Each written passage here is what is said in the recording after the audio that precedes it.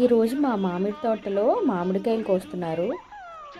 మా మావయ్య గారు, మా బావగారు, మా హస్బెండ్ అండ్ మా తక్షిత్ వెళ్ళారు మామిడికాయలు కోయడానికి.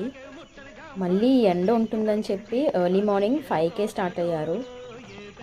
ఇవన్నీ మా మావయ్య గారు తన స్వహస్తాలతో నాటిన మొక్కలు. మేమెవ్వరం సరిగ్గా పట్టించుకోకపోయినా ఆయన మాత్రం ఈ మామిడి తోట కోసం చాలా కష్టపడ్డారు. మధ్య మధ్యలో వెళ్తూ నీరు పెట్టించడం ఇలాంటివన్నీ ఆయనే చేసుకుంటారు.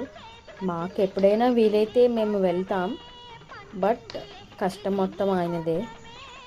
ఈ హార్వెస్టింగ్ టైంలో మాత్రం ఆల్మోస్ట్ ఫ్యామిలీ అందరం వెళ్ళి అందరం కష్టపడి తెచ్చుకుంటాం ఇంటికి ఫ్రూట్స్. కాయలు కోయడం ఈజీ పనిలా అనిపిస్తుంది, కానీ కాదు. మనుషులు పెట్టి చేయించుకోవచ్చు, బట్ మన స్వహస్తాలతో మనం చేసుకుంటే మాకు అదొక సాటిస్ఫాక్షన్. మేము ఇది ఎంజాయ్ చేస్తాం కూడా. కట్ చేసిన కాయలన్నీ ఇలా బ్యాగ్స్లో వేసుకొని కారు దగ్గరికి తీసుకెళ్ళాలి. ఈ ఫ్రూట్స్ అన్నీ తర్వాత మేము ఫ్యామిలీ మెంబర్స్కి, ఫ్రెండ్స్కి ఇచ్చుకుంటాం, సేల్కి అయితే కాదు. ఇవన్నీ బంగెనపల్లి మామిడికాయలు.